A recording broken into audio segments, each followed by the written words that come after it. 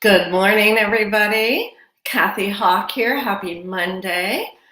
You know how much I love doing these Monday mornings because it kind of sets the tone for the week where you and everybody else can direct their thoughts. Like, where can we direct our thoughts that are going to be very, very positive?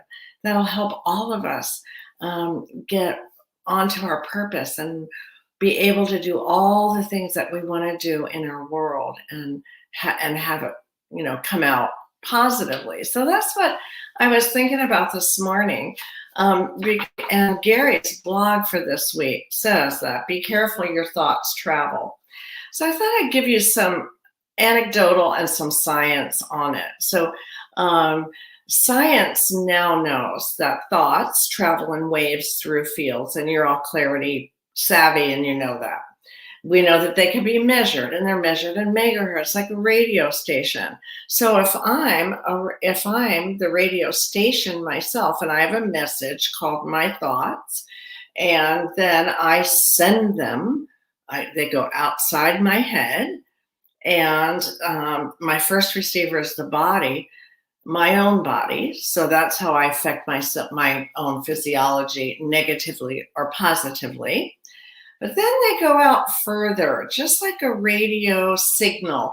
You don't see the radio signal that ends up from the sender, and then the receiver. You don't see the receiver as your radio or your TV or your GPS or all the other things that travel in waves through fields invisibly. So there's your thoughts, and your personal fields, you and about 2.5 feet around you. We measure that. That's scientifically measured. And then our thoughts go into other fields. And that's why when Gary was writing the story, the anecdotal story about we had traveled from Colorado, from Denver, to Nebraska for a reunion for him. And we had a house sitter for our 2 dogs, and one of whom, Lucas, very connected to me energetically. And you can tell that if you have pets, which ones are really on your wavelength, that thought wavelength, let's call it that. But anyway, there we were in Nebraska, and the dogs were back in Denver, and we got in the middle of a night one of those tornado warnings, which, wow, I'd never been in one. And we had to go down to the basement to the cellar and wait it out. And our dog sitter called us and said, and I mean, the minute you see it's your dog sitter on the phone, you're like, oh my gosh, I hope everything's okay. And she said, well, I just wanted to check because Lucas has been whining and he's been anxious right now. So she said, I just wondered if everything was all right. So, anecdotally, that's very interesting. And of course, I talked to him, said my voice on the phone and all that, what all good dog parents do. And so he settled, and as we settled. And Gary writes about that in Be Careful Your Thoughts Travel, that you can read on Friday. And, and to add to that, so that's anecdotal, but there have been a lot of studies about energy fields now. This is tons of great science on quantum fields and everything. And what we do know is that our thoughts do travel, just like radio signals.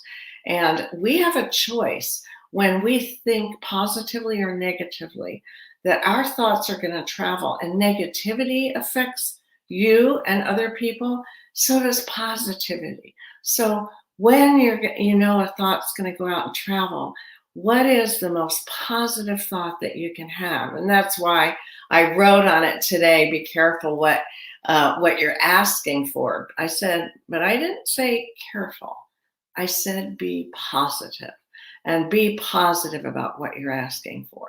Like, I'm thinking about doing something very positive, or whatever message you want to send with your thoughts in your thought field to yourself and others.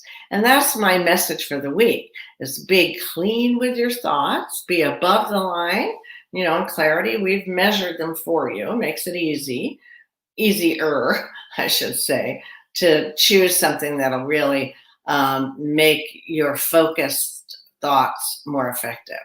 So let me get the button here, but that's exactly what I wanted to talk with you about this entire week is really be thoughtful, be mindful about the thoughts that you're going to send out into the world and